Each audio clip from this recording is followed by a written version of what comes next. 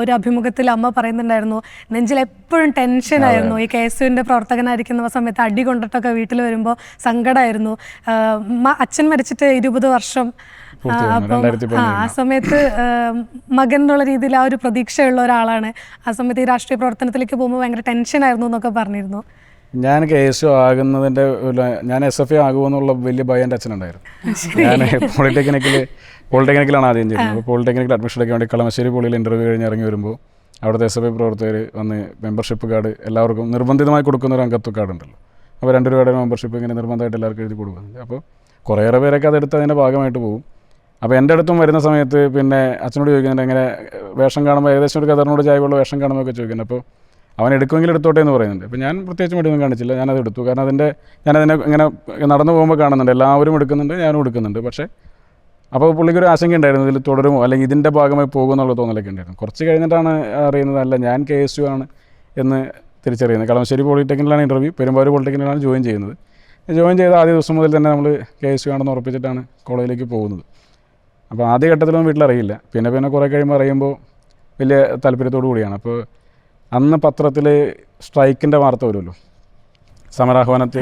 ഇപ്പോൾ പത്രക്കാരത് പ്രൊമോട്ട് ചെയ്യാറില്ല, മാധ്യമങ്ങളിൽ അങ്ങനെ വാർത്ത വരുന്നില്ല. ഇപ്പോൾ PC വിശ്വനാഥിൻ്റെ സ്റ്റേറ്റ്മെൻറ്റ്സ് വരും, പിന്നെ ഇന്ന് KSU വിദ്യാഭ്യാസ ബന്ദ് അല്ലെങ്കിൽ പഠിപ്പുകൊണ്ടൊക്കെ സമരം. ഇപ്പം എന്നെ ഏറ്റവും ആദ്യം വാർത്ത കാണിച്ചിരുന്നത് അതിരാവിലെ ഇരുന്നിട്ട് പത്രം വായിക്കാൻ ശീലമുള്ളതുകൊണ്ട് ഏറ്റവും ആദ്യം വാർത്ത കാണിച്ചിരുന്നത് അച്ഛനായിരിക്കും.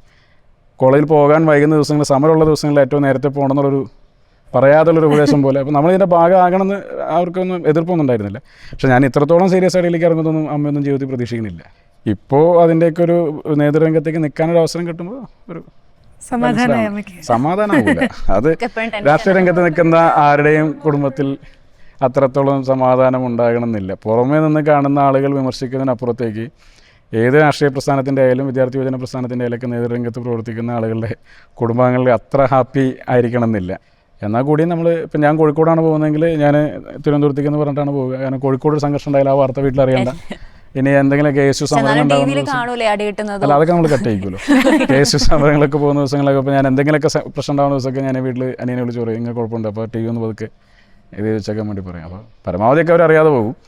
കുറേയൊക്കെ പിന്നെ അങ്ങനെ ഗൗനിക്കാതൊക്കെ ഇരിക്കും. പിന്നെ കുറേയൊക്കെ നമ്മൾ പറയും ഇതൊന്നുമില്ല എന്നൊക്കെ പറഞ്ഞ് ഇങ്ങനെയായിട്ട് പോയിരുന്നതാണ്.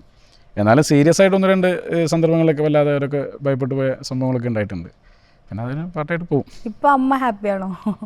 അല്ല, അവരാരും ഒരു ഘട്ടത്തിലും ഈ പറയുന്ന പോലെ അവരെ പരിപൂർണ്ണമായിട്ട് പൊളിറ്റിക്സിൽ നിൽക്കുന്ന ആളുകൾക്ക് അങ്ങനെ ഹാപ്പി ആക്കാൻ പറ്റുന്നൊരു സാഹചര്യം ഉണ്ടാവില്ല. എനിക്ക് തോന്നുന്നു അന്ന് ചാനലുകളൊക്കെ വീട്ടിലേക്ക് വരുന്ന സമയത്താണ് അവർ പോലും അവനതിൻ്റെ എന്തൊക്കെ നേതാവായി എന്ന് അവർ പോലും അംഗീകരിച്ചിട്ടുള്ളൂ. അതിനുശേഷം ചെറിയ ബഹുമാനമുണ്ട്, അത്രേ ഉള്ളൂ. അല്ല, ഇപ്പോഴാണ് അവരൊക്കെ ഇങ്ങനെ പറഞ്ഞിട്ടുള്ളത്. അപ്പോൾ അതിന് മുമ്പൊക്കെ ഞാനിങ്ങനെ പോകുന്നത് കാണുമ്പോൾ ഇവരെന്തോ ഉദ്ദേശിക്കുന്നത് എന്നുള്ളൊരു പിടുത്തില്ലാത്ത പോലെയൊക്കെയാണ്.